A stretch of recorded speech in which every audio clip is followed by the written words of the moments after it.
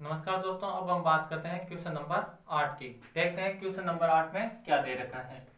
यदि ए और बी क्रम से बिंदु दे रखे हैं और तो बिंदु P के निर्देशांक ज्ञात कीजिए। बिंदु P के हमें निर्देशांक ज्ञात करने हैं ताकि ए पी इक्वल है 3/7 ए बी हो तो P रेखाखंड ए बी पर स्थित है।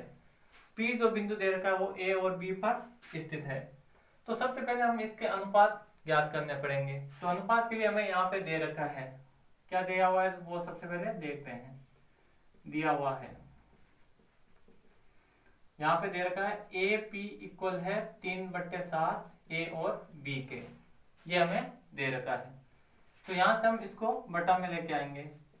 ए पी बटा ए बी इक्वल 3/7। तो यहां से हम देख सकते हैं कि ए पी का मान कितना है, 3 है। ए और बी का, तो पी और बी का हमें ज्ञात करना है। तो ए बी की जगह हम क्या मान रख सकते हैं, ए बी की जगह ए और बी की जगह हम मान रख सकते हैं यहां से ए पी प्लस यहां पे बी पी 3/7, इस प्रकार इसको रख सकते हैं। अब इसको यहां से मल्टीप्लाई कराते हैं। 7 को हम ए पी से मल्टीप्लाई करवाएंगे, फिर से मल्टीप्लाई करेंगे। 3 को हम A P plus B P से मल्टीप्लाई, तो यहां से मान निकल जाएगा ए पी इक्वल, यहाँ पे कितना हो जाएगा 3 A P plus 3 B P. इसको हम इधर लेके आएंगे, ए पी को दोनों ए पी एक साथ रख देते हैं, तो -3 A P equal 3 B P. तो यहां से हम कितना हो जाएगा 4 ए पी, यहां से जो मान आएगा 4 A P equal 3 B P. तो अनुपात के लिए इसको बटा में लेके आएंगे, ए पी बटा बी पी। तो यहाँ पे 3 है और ये 4 इसके बटा में चला जाएगा। तो ए पी का जो मान निकल कर आया है वो 3 है और बी पी 4 है। तो ए पी का मान हमारे पास 3 है और ये मान आया है, बी पी का मान कितना आया है 4 आया है। इस प्रकार हम इसके अनुपात लिख सकते हैं 3:4। किसके मान है, ए पी अनुपात बी पी के। अब हम इसके बिंदु P के निर्देशांक ज्ञात करते हैं। तो यहां से हम कौन सा सूत्र काम में लेंगे, अंत्य विभाजन या विभाजन सूत्र से। अंत्य विभाजन क्या है,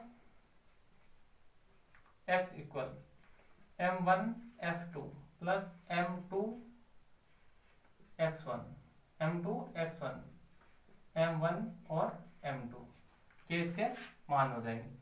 तो सबसे पहले हम m1 और m2 ये क्या दे रखा है, तो m1 और m2 इसके अनुपात दे रखे हैं जो 3:4 है। तो अनुपात है हमारे पास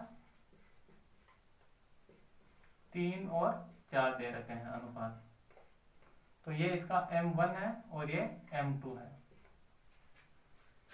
और x1 x2 इन बिंदुओं से लेते हैं। सबसे पहले x1 x2 और ये हो जाएगा y1 और y2। तो यहाँ पे हम मान रखते हैं सबसे पहले m1 कितना है हमारे पास 3, x2 कितना है 2 प्लस m2 हमारे पास है 4 और x1 हमारे पास है -2 बटा m1 3 प्लस में 4 हो जाएगा। अब जब इसको हल करते हैं तो क्या आएगा, 3 2 6 और यहाँ से -8 बटा में कितना होगा 3 और 4 कितना हो जाएंगे 7।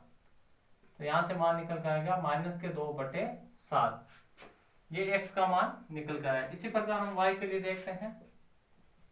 y का सूत्र है m1 y2 plus m2 y1 upon में m1 प्लस m2। इसके अंदर जब हम वैल्यू पुट करते हैं तो हम देखते हैं m1 और m2 का मान हमारे पास 3 और 4 है। तो 3 y2 हमारे पास है -4 प्लस m2 का मान कितना है हमारे पास 4 है और y1 का जो मान है -2 और 3 प्लस 4। तब इसको हम हल करते हैं तो यहाँ से मल्टीप्लाई करेंगे कितना आ जाएगा, तो -12 और कितना हो जाएंगे 4 2 8। तो यहाँ से y का मान जो आएगा -20/7। इस प्रकार हम इसको हल कर सकते हैं।